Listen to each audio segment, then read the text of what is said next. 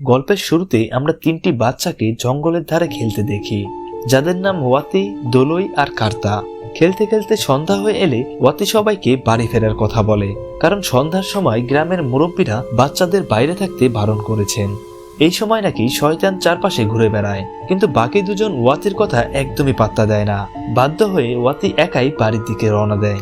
এদিকে খেলতে খেলতে হুট করেই তাদের খেলার স্টিকটি গিয়ে পড়ে পাশের জঙ্গলে। কার্তা সেটা আনতে যায়।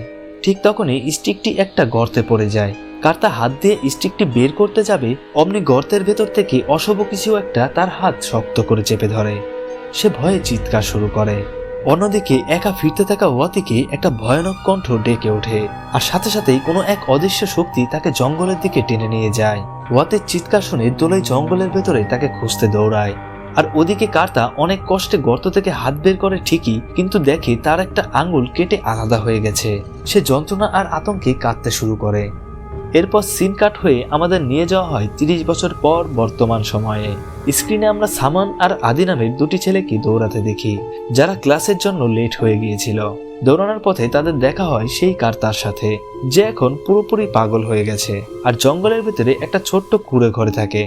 এরপর তারা দুজন কোনো মতে স্কুলে পৌঁছায়, কিন্তু প্রতিদিনের মতো আজকেও লেট করার কারণে তাদের উপর ভীষণ রেগে যান স্কুলের সবচেয়ে কড়া টিচার মিস বড়ো। মিস বড়ো শাস্তি হিসেবে ক্লাস শেষের পরও ওদের আটকে রাখেন। ঠিক তখনই সেখানে আসে ওদের ক্লাসমেট আয়ু। সে মিস বড়োর কাছে নিজের হোমওয়ার্ক চেক করাতে এসেছিল। আয়ু ছিল মিস বড়োর খুব প্রিয় ছাত্রী, তাই ম্যাডাম খুশি হয়ে ওকে একটা সুন্দর কলম উপহার দেন।